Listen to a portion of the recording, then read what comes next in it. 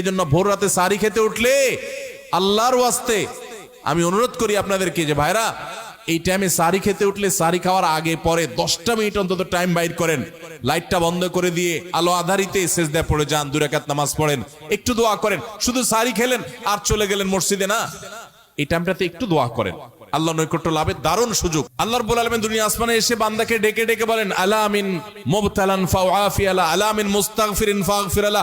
তোমাদের মধ্যে কেউ ক্ষমা প্রার্থনাকারী আছে যাকে আমি ক্ষমা করব? কোন বিপদগ্রস্ত আছে যাকে বিপদ আমি দূর করব? আল্লাহ ডেকে ডেকে এগুলা দেন।